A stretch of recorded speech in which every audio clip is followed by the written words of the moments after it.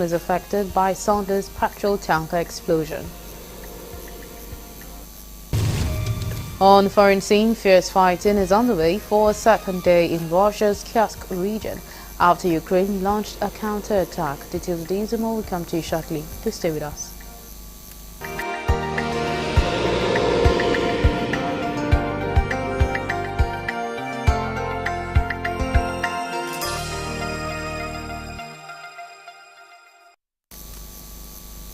And now the news in full. President Bola Ahmed Tinubu has departed Lagos for Accra, the capital of the Republic of Ghana, to attend the inauguration of President-elect John Dramani Mahama on January 7. Mahama, who served as the 12th President of Ghana between 2011 and 2017, was re-elected in December 2024. He will succeed President Nana Akufo-Addo Bayo Onanuga, Special Advisor to the President, Information and Strategy, and in a statement said President Tinubu's trip to Accra is at the invitation of the President-elect, who had visited Nigerian leader earlier in December.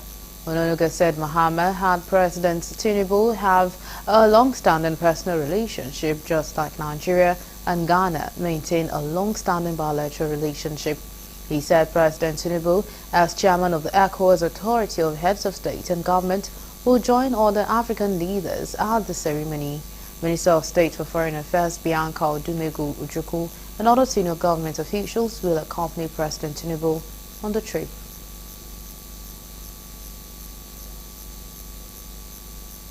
The House of Representatives will commence the 2025 budget defense sessions with ministries, departments and agencies on Tuesday.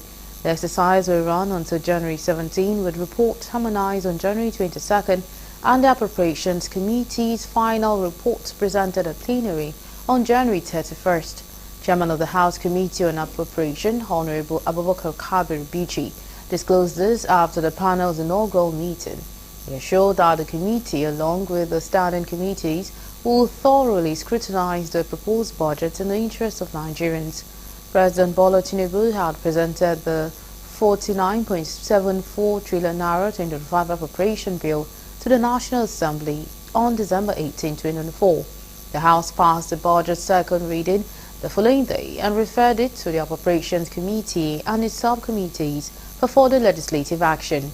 Vici emphasized that the budget aimed at driving infrastructure development and other key projects will be carefully reviewed to ensure it meets the needs of Nigerians. We just had an inauguration meeting today for the 2025 appropriation bills, which you have been aware that the President has presented the budget to us. And by tomorrow we'll start the budget defense by all the MDS. From tomorrow to the 17th, we are going to do budget defense. And we may likely harmonize by 22nd. But what's really by 31st, we can lay our reports. No, we are going to study the budget. All our committees will study the budget. And I believe the budget is for Nigerians. It's for our development, infrastructures, and other important things. And I'm sure Nigeria will be happy with it.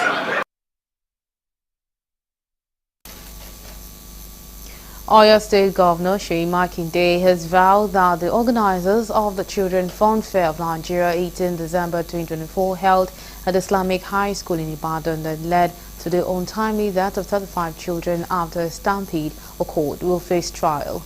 Makinde stressed that he has been receiving calls from different people on reasons why the organizers should be allowed to go. The governor gave this assurance during the annual interfaith service, where he promised to provide adequate security for her citizenry, create stronger institutions and an improved welfare policy for workers in the state, civil and public service.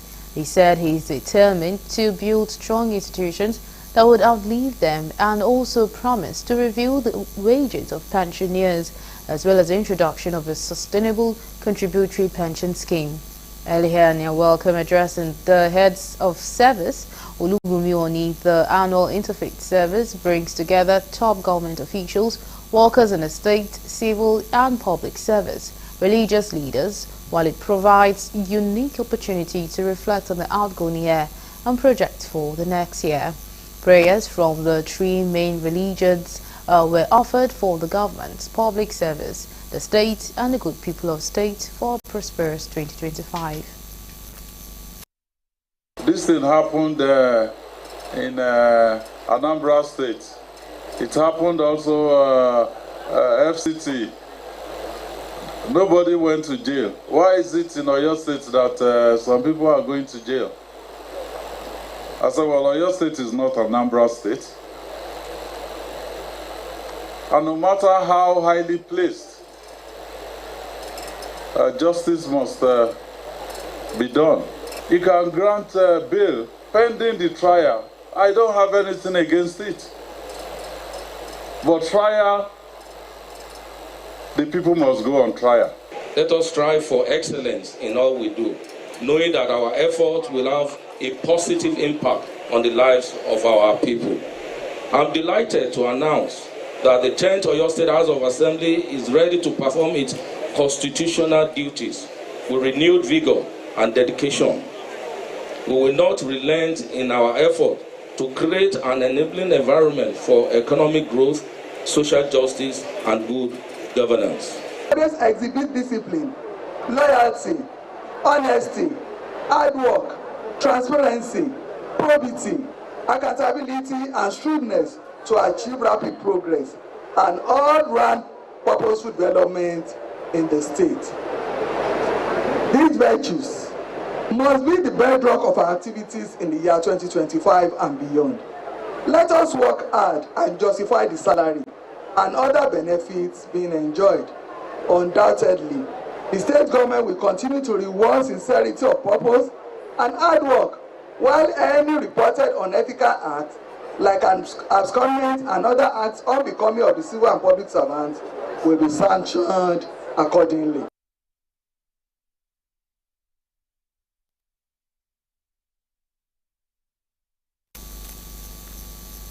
The Delta State government has promised to help cushion the effect of the damages done to buildings and families affected by Sunday's petrol tanker explosion at Agbo in Ika South local government area of the state.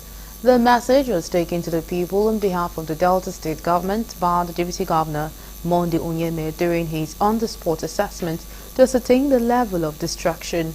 The Deputy Governor, who was in company of the Secretary to the government, Dr. Kingsley Emu, the council chairman, said the government will play its part in supporting affected persons. Is very, very ready and prepared to do whatever it takes to help those who are still in the hospital, who are still in pain. And then we'll also look at the physical infrastructure, the extent of damage, and see how the government of Delta State can intervene, at least to reduce the negative impact it will have on the owners of these businesses. Speaking further, he expressed sympathy over the death and destruction. We are in pain as a government because whatever affects our people, of course, affects us.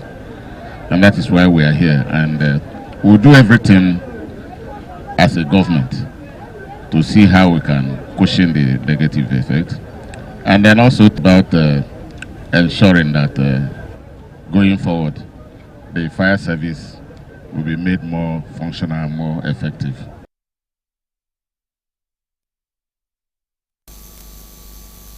Meanwhile, husband to one of the 5 victims who lost their lives at the tanker explosion site in Agbo, Delta State, has recounted a brief account of the incident when he received the Deputy Governor of Delta State, Monday Onyeme, who paid him a visit in Agbo to commiserate with the family over the demise of his wife.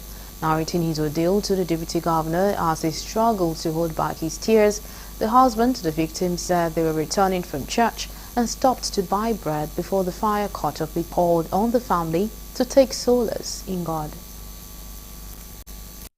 Something hit my car at the back. I wouldn't know what it was. But the next thing I had, my wife was now between this tanker because I went there this morning to see. I was not myself. That the tanker crossed the road. My wife was in between the tanker and my vehicle, wanting to enter my vehicle when the explosion happened, and the explosion picked her. So I was confused. Do I kick this car or what? I said no. If I try to kick this thing, will engulf me and my son. I opened the door and ran away. My son tried to open. I said, push it, because of that something that hit me at the back. When she came out, we started running. We want to say, just take sympathy in God Almighty. Believe Him. That is only God that says when somebody is gone. And same only God that says when somebody will leave this earth. We are just human beings, we will do our best, but it's God that take the ultimate decision.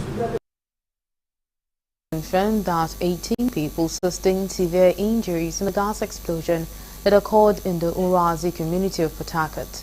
The incident happened on Sunday evening at a gas refilling shop, causing substantial damage to nearby buildings. The latest explosion is part of a series of gas and improvised explosive device incidents recorded in the state since 2024. The command spokesperson, SP Grace Iringekoko, verified the incident during an interview with newsmen on Monday. According to her, the explosion was caused by a welder repairing a refrigerator. Iringekoko added that the injured victims suffered varying degrees of burns and were promptly taken to the hospital where they are receiving treatment. She also confirmed that the police had launched a full investigation into the incident and will share their findings with the public. An eyewitness identified as Tamuno described the explosion as devastating, noting that the victims included a pregnant woman, 4 children, and a couple. You're still on to Galaxy Primetime News, and coming up next.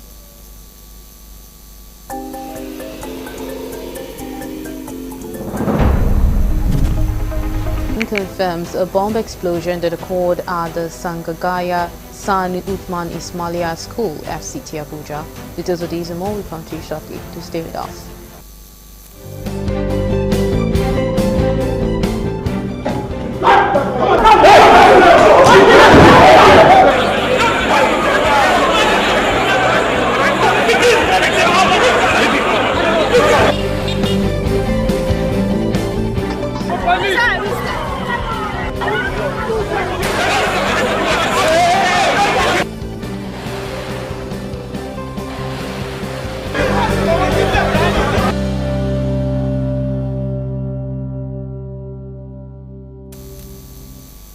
We're glad to have you back. Now, for more updates and latest news, please visit our website www.galaxytvonline.com. Connect with us on our X handle at Galaxy TV. Subscribe to our YouTube channel, youtube.com/GalaxyTVNews. You can follow and interact with us on our Facebook page, facebook.com/GalaxyTV. Remember to follow and tag us on our Instagram page at Galaxy TV. Our social media platforms are user-friendly and can always accommodate a live update and comment, as you can easily scan our IG QR code.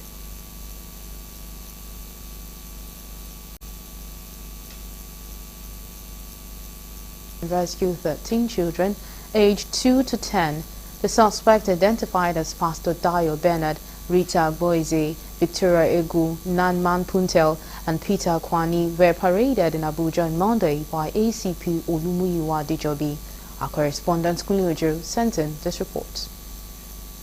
Public Relations Officer ACP Muyiwa Dijobi, who paraded the suspects, disclosed that on December 2, 2024, operatives of the FIDIRT rescued 5 children abducted in Jos Plateau State and arrested Puntel, who implicated Bernard. Bernard, according to him, posed as an NGO operator, deceived parents in Plateau State into releasing their children, adding that between April and November 2024, Bernard, Agboeze and Ugu sold the children to buyers across several states for 350,000 naira to 750,000 naira. This case is so pathetic that young children are being traded with by certain individuals. We have on 2nd December 2024 operating the arrest of a syndicate of child traffickers operating in Plateau State and its environs.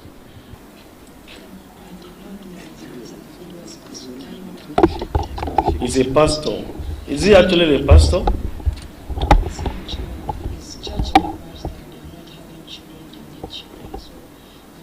So the pastor is now arranging, you get people's children, you now sell to members of his church. This is so pathetic and it's quite unfortunate. Rita. Rita will buy. So what do? You take care of them? No, sir. What do you do? I collected it from my senior sister. Your senior sister was looking for a child? Yes, sir. Okay. And you decided you didn't take her to the Ministry of Women Affairs and Social Development to do adoption? You resorted to this crude and criminal method? I don't know that. Do you have children? Yes, sir. How many children do you have? 4. 4. Have you sold them out? No, sir. Why didn't you give your sister one of your own children to even keep for you? Is it not even better? Now the children... The rescued children have been reunited with their families. In another development, the Nigeria Police Force has also arrested 2 members of an armed robbery syndicate, Ogago Dixon 35 and Chibuike Ume 39, and recovered an AK-47 pistol, ammunition and CSP Azanjega at INSPR Friday Shaibu during previous operations. Police operatives across the country will continue to remain steadfast and committed to the singular goal of national security, subduing every form of criminal activity and insecurity in general in the country. Furthermore, in line with the IGP's directive to all police officers and commands to mop up all illicit arms and ammunition in circulation. Who are you now selling to? Somebody that I'm selling is one of them have already done the video. Why? That DPO, we did not know that it's a DPO. But it's a human being. Yes. Must you kill a human being? No. Because you want to snatch vehicles? No, you could have coincidence as well. It was a coincidence. The FPRO, however, stated that as the new year begins, police operatives across the country remain committed to ensuring national security and combating all forms of criminal activities.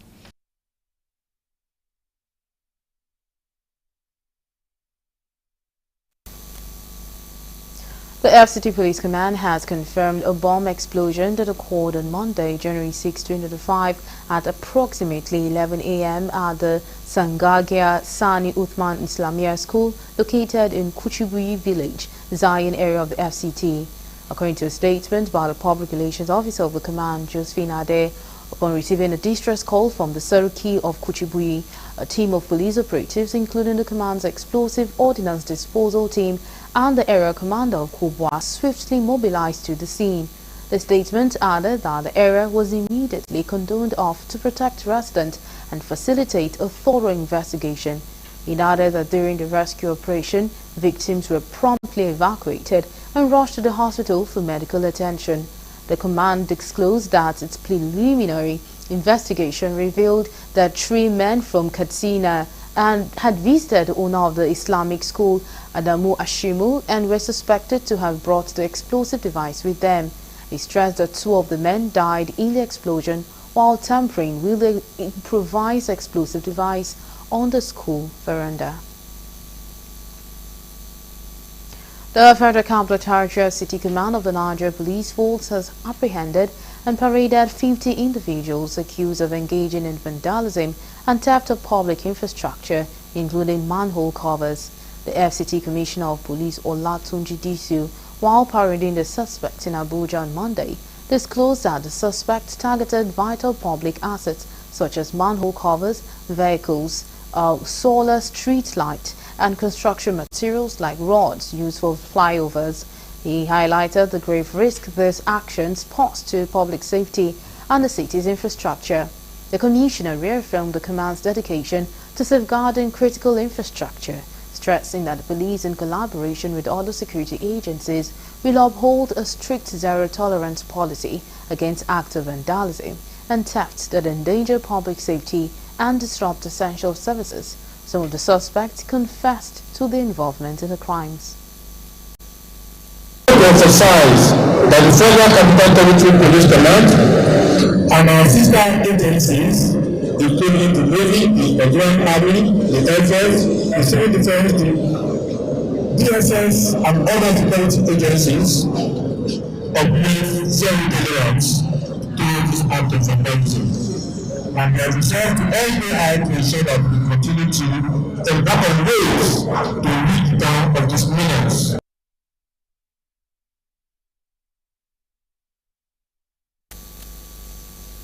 Benue State Police Command has decorated 78 newly promoted officers of the command, including the Command Public Relations Officer, with a charge on them to live up to your responsibility in line with their new rank.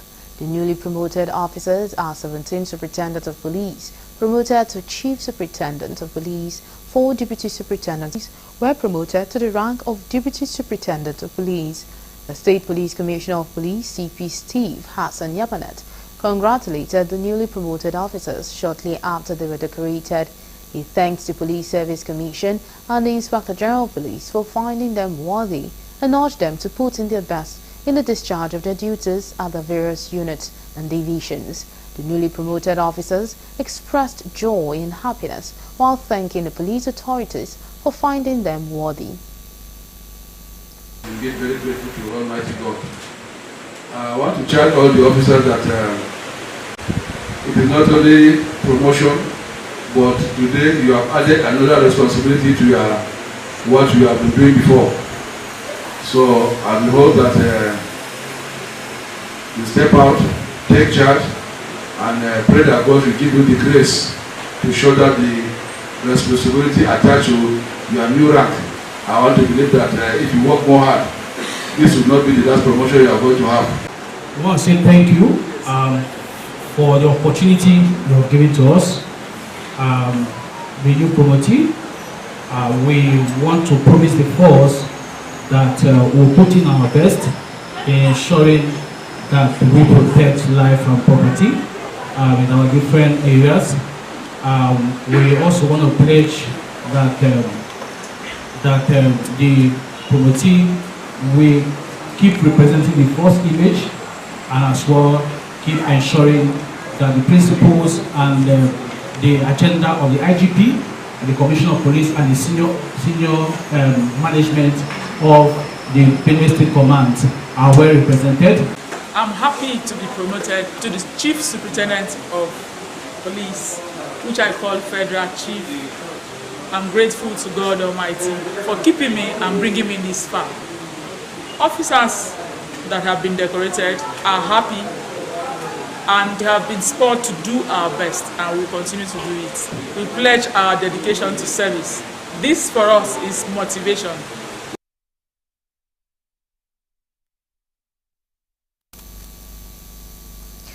The Federal High Court in Abuja has granted bail to Olamide Thomas, an activist accused of threatening Sheyi Tinubu, the son of Nigeria's president, and Inspector General of Police Kayode Egbetokun via social media.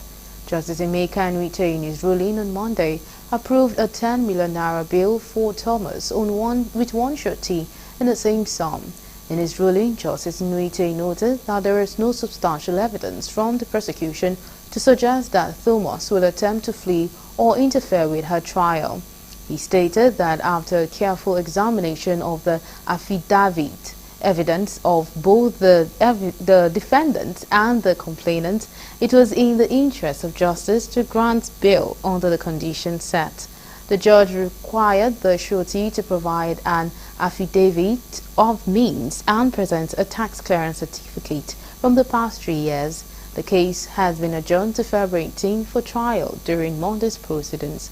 Thomas was represented by a lawyer.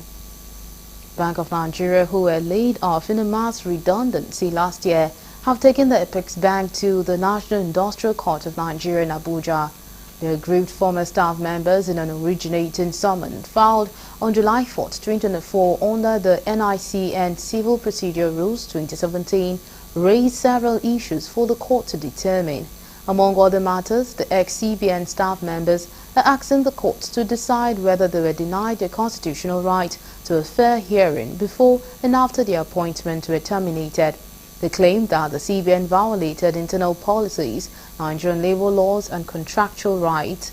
The claim all represented by Ukudili Mbanu in a class action lawsuit. They argue that the termination process carried out through letters titled Reorganizational and Human Capital Restructuring, dated April 5, 2024, violated both the CBN Human Resources Policies and Procedures Manual and Section 36 of the Nigerian Constitution. The complaint further argue that the process lacks the necessary consultation and fair hearing mandated by law. They also are unconstitutional. The Nigeria Correctional Service has debunked the report that an awaiting trial person for kidnapping and murder, Ayomide Adeleye, is no longer in the prison. Ayomide Adeleye, aged 23 years, with custody number 199524, was remanded at the Maximum Security Custodial Center, Kirikiri, Lagos, for offense of kidnapping and murder on the 26th of September 2024 by a magistrate court, and was produced in same court on 16 December 2024. According to the Deputy Controller of Corrections and Public Relations Officer, Nigerian Correctional Umar Abubakar, in a statement made available to our correspondent in Abuja, said the date he was produced in court, the presiding magistrate ordered that he remain in custody of the Nigerian Correctional Service, pending advice by the Department of Public Prosecution, noting that the report of his escape was baseless and unfounded. The statements declared that service categorically affirmed that the said inmate is still in custody of the MSCC Kirikiri, Lagos, as ordered by the court, against the information being peddled by the mischievous report. It added that there was an inmate that has a similar name that was admitted at the Medium Security Custodial Center, Kirikiri, Lagos State, on March 6, 2024, upon a warrant issued by Magistrate Court, Lagos, for the offense of theft. The Joint Admission and Matriculation Board (JAMB) has remitted over 6 billion naira to the federal government qualified tertiary matriculation examination. The board also revealed that it has so far contributed over 50 billion naira as an operating surplus to the national treasury over the past 7 years under the watch of Professor Ishaq Uluide as Registrar and Chief Executive Officer. This is contained in a bulletin of the board made available to newsmen in Abuja by the Public Communication Advisor (JAMB), Dr. Fabian Benjamin. According to JAMB, 2024 represented a pivotal moment, marking a time to reap the awards of the various innovations the board has implemented. He noted that one area where the board has demonstrated commendable courage over the years is in enhancing accountability, transparency, and openness in its financial practices. He stressed that since 2017, the board has consistently provided weekly income and expenditure reports for public scrutiny, saying while looking ahead to 2025, the board reaffirmed its commitment to maintain accountability, transparency, and openness in all financial dealings. The West African Examinations Council has introduced reseat examinations for candidates. This was set to allow them to retake their West African Senior Secondary Examination papers as early as January and February 2025. Speaking to newsmen, Ghana's WAEC Head of Public Affairs, John Kapi, confirmed the development. He said students who access the results and realize they need to reseat 1 or 2 papers have until 8 January to register online through their website or at WAEC accredited February 2025. Kapi further noted that students whose results have been cancelled are also eligible to sit for the WAEC, provided they have not been banned for malpractice. You're still on to Galaxy Primetime News. We'll go on a quick break. When we return, the news continues. Just stay with us.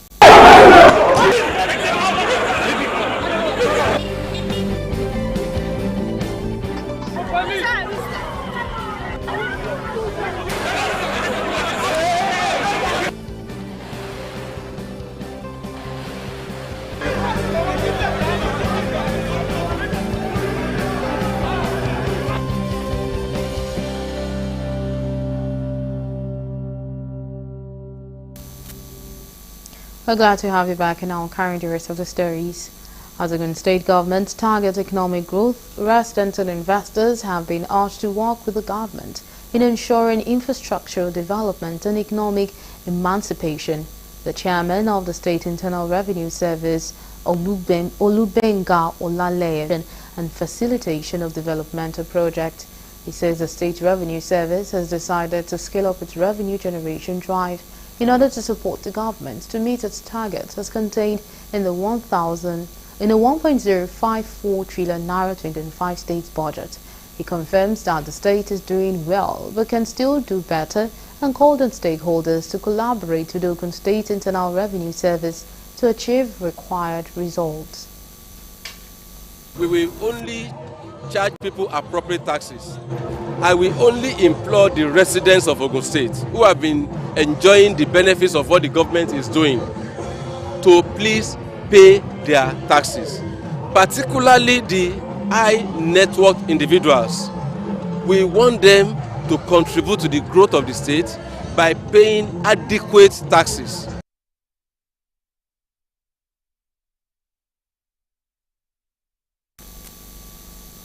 The federal government of Nigeria needs to be proactive about preventing the spread of the new virus discovered in China. Report revealed that the human metapneumovirus, HMPV, is a respiratory virus currently causing actually the health sector. It is pertinent for the federal government to activate surveillance measures like quarantine for passengers coming in from China, Pakistan and India. It is reported that HMPV cases spiked particularly among children under 14 in northern provinces of China, and the human metapneumovirus was first identified in Pakistan in 2001, causing upper and lower respiratory tract infections. Meanwhile, it is important to create awareness among Nigerians on the need to resume the culture of hand washing, abstinence from crowded places, and for people who are under the weather to stay away and get medical treatment, just like what happened during COVID-19. With the current socio-economic issues in the country, the people may not be able to withstand the repeat of lockdown that took place during COVID in 2020.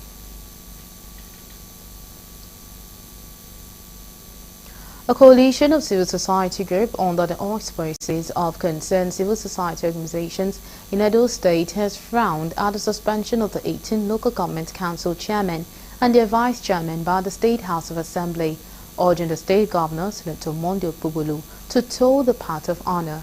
The group also appealed to the state governor to woo the 18 local government council chairmen and their deputies to key into his 5-point agenda, rather than coercing them through suspension and impeachment using their councillors.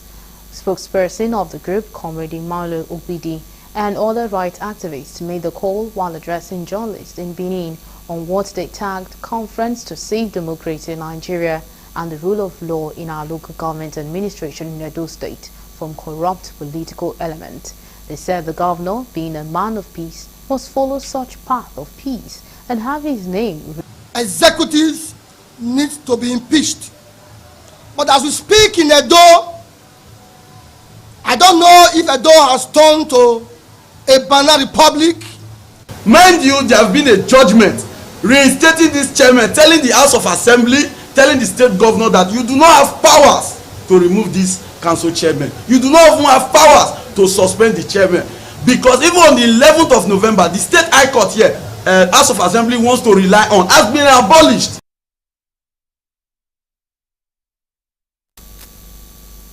The Sokoto state government has extended its condolences and pledged support to victims of the recent fire outbreak at the Karkar-Yanika area of Kara Market in Sokoto.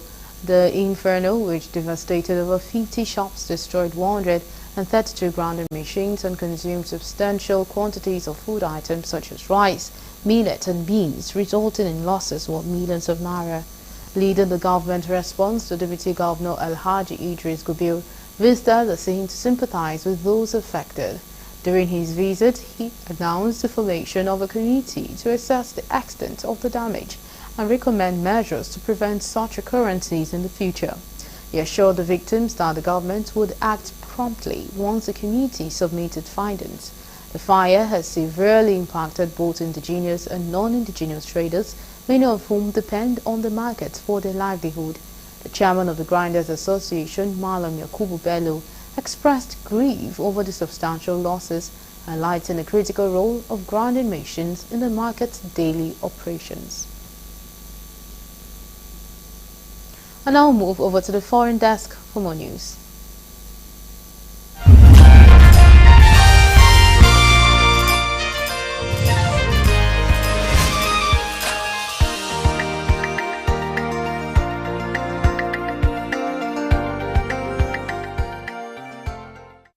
This is news from the international scene.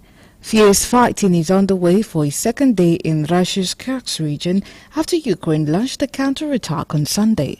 Moscow said it had met the attack with artillery and air power, and on Monday stated that Russian troops thwarted a breakthrough attempt by Ukraine. Newsman was not immediately able to verify the Russian claims. Ukraine has not yet officially commented on its operation in Kursk. However, on Sunday, the head of Ukraine's presidential office, Andriy Yermak, said there was good news from Kursk region and that Russia was getting what it deserves. Ukrainian forces entered the region of Kursk in August, seizing a chunk of territory. Russian forces have pushed them back in some areas without managing to eject them entirely. According to the Russian Defense Ministry, a Ukrainian outsourced detachment consisting of 2 tanks, 1 military engineering vehicle and 12 armored fighting vehicles attacked near the village of Berdin around 9 a.m. on Sunday. Russia's forces hit back, it said, destroying both tanks, the military engineering vehicle and 7 armored fighting vehicles. Fighting continued, it added. Aerial video of a column of armor moving through snow-covered countryside in daylight and coming under fire, with vehicles taking hits, was published by Russian state news agency RIA. Ukraine's top counter-disinformation official Andriy Kovalenko said in a Telegram post, the Russians in Kursk experiencing great anxiety because they were attacked from several directions and it came as a surprise to them. A senior Hamas official has shared with newsmen a list of 34 hostages that the Palestinian group says it is willing to release in the first stage of a potential ceasefire agreement with Israel. It is unclear how many of those named remain alive. Among them are 10 women and 11 older male hostages aged between 50 and 85, as well as young children who Hamas previously said had been killed in the Israeli airstrikes. A number of hostages who Hamas says are sick are also included in the list. Reports from the Hamas-run Gaza Health Ministry says Israeli airstrike killed more than 100 people there at the weekend. The Israeli Prime Minister's office denied reports that Hamas had provided Israel with a list of hostages. The list of adoptees published in the media was not passed on to Israel by Hamas, but was originally passed from Israel to intermediaries as early as July 2024, it said. To date, Israel has not received any confirmation or comments from Hamas regarding the status of adoptees in the list. Hamas' decision to release the names of hostages will be seen by some as an attempt to increase public pressure on the Israeli government yet to have made significant progress yet. 3 Israelis have been killed and 8 wounded in a Palestinian shooting attack on a bus and other vehicles in the north of the occupied West Bank, the Israeli military and paramedics say. The Magen David Adom Ambulance Services identified the death as 2 women in their 60s and a man in his 40s. The driver of the bus was seriously wounded. The Israeli military said terrorists opened fire at the vehicles near the village of Al-Funduk, located on Highway 55, and then fled the scene. Israeli media cited the military official as saying that attackers were 2 Palestinians and that security forces were pursuing them, setting up roadblocks and encircling several towns in the area. Magen David Adom paramedic Avichai Ben Suya described it as a very serious attack spread across the road involving multiple vehicles. We conducted quick searches and identified 2 females and a male in a private car without a pulse, suffering from severe gunshot wounds.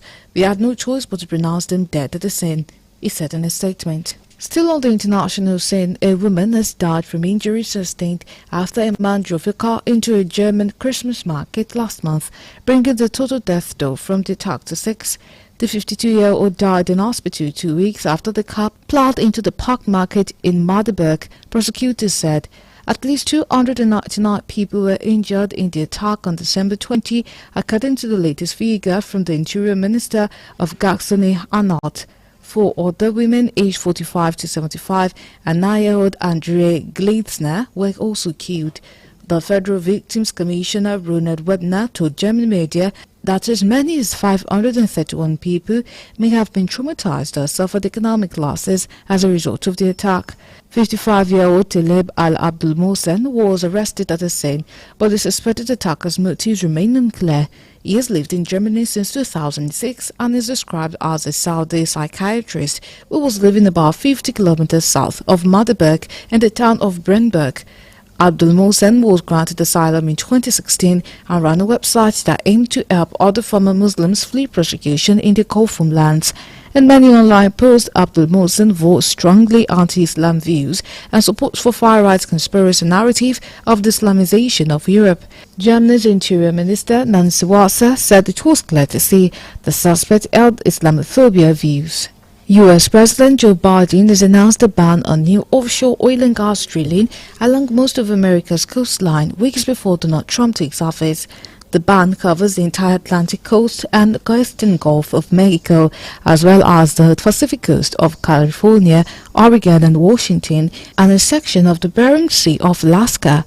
It is the latest in a string of last-minute climate policy actions by the Biden administration ahead of Trump's return to the White House. During his campaign, Trump pledged to unleash domestic fossil fuel production in a bid to lower gas costs, despite the U.S.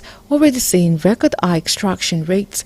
Biden said in a statement, "My decision reflects what coastal communities, businesses and benchgoers have known for a long time, that drilling off these coasts could cause irreversible damage to places we hold dear and is unnecessary to meet our nation's energy needs. It is not worth the risk." Trump had pledged to reverse Biden's conservation and climate change policies when he takes office later this month. However, the new ban does not have an end date and could be difficult for the Republican to overturn. Lastly, on the international scene, a panic-stricken elephant killed a Spanish woman while she was bathing the animal at an elephant center in Thailand, local police said. Blanca Oyangaran Gracia, 22, was washing the elephant at the Koh Yao Elephant Care Center last Friday when she was gored to death by the animal. Experts told Spanish-language newspaper Clarín that the elephant could have been stressed by having to interact with tourists outside its natural habitat. Gracia, who was a law and international relations student at Spain's University of Navarra, was living in Taiwan as part of a student exchange program. She was visiting Thailand with a boyfriend who witnessed the attack. Spain's Foreign Minister José Manuel Albares said the Spanish consulate in Bangkok was assisting Gracia's family. Bathing elephants is a popular activity among tourists in Thailand, which is home to more than 4,000 wild animals and has a similar number kept in captivity, according to the Department of National Parks. The Koh Yao Center offers elephant care packages, which let tourists make food for and feed the animals, as well as shower and walk with them. These packages cost between 1,900 baht, equivalent to $55 or £45, and 2,900 baht. Animal activists have previously criticized elephant bathing activities, saying that they disrupt natural grooming behaviors and expose the animals to unnecessary stress and potential injury. And that's it from the international scene.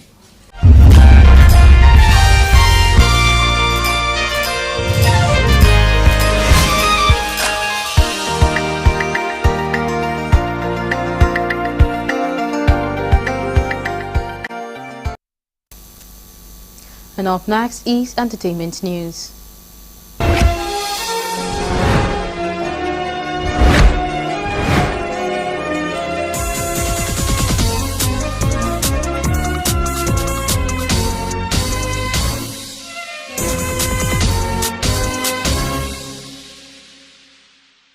Welcome to Entertainment News on Galaxy TV. My name is Gratitude Imokwede. Here are the stories for today. The former lawyer of music star Davido, Bob Davido's daughter, it was reported that the young girl, via her Instagram page, revealed that she turned 11 years recently and is doing well in school. She disclosed that she was made the head girl of the school, Kemi Olunoyo, enrolled her in 2019. She admitted that though she isn't in constant contact with the controversial journalist, she misses her and hopes to reconnect soon. The young lady further revealed her hobbies, which are singing, reading and modeling. She made it known that her account is very supervised by her mother and grandmother.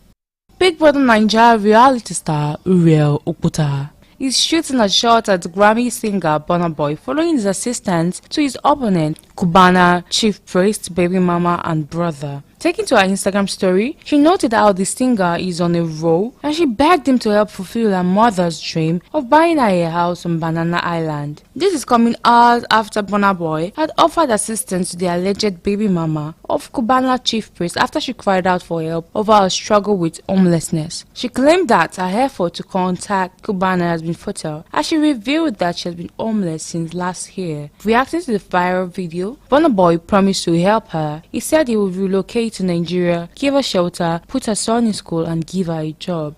Nigerian music star Peter Okoye of the defunct P-Square group has been left trending over his absence at his twin brother's child dedication. It was reported in October that Paul and Ifeoma had welcomed their first child, a baby girl, in the United States. Confirming the news, Paul Okoye has shared an adorable video of his older children and his ex-wife Anita Okoye meeting their new sibling, who would be their half-sibling. Sharing the post, Okoye revealed that the past month has been posted photos of his daughter's child dedication, which was held at Elevation Church, Lagos. The singer and his wife, alongside his elder brother, Jude Okoye, and his wife, were present at the event. Noticeably absent were Peter Okoye and his wife. Alright, that's all we have on entertainment news. Thank you so much for watching, and keep watching entertainment news on Galaxy TV. Enjoy the rest of your day. Bye.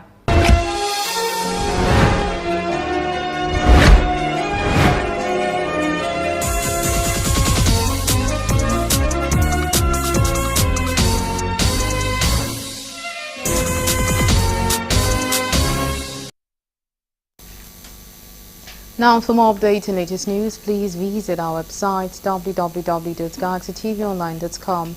Connect with us on our X handle at Galaxy TV. Subscribe to our YouTube channel, youtube.com/GalaxyTVNews. You can follow and interact with us on our Facebook page, facebook.com/GalaxyTV. Remember to follow and tag us on our Instagram page at Galaxy TV. Our social media platforms are user-friendly and can always accommodate a live update and comment, as you can easily scan our IG QR code.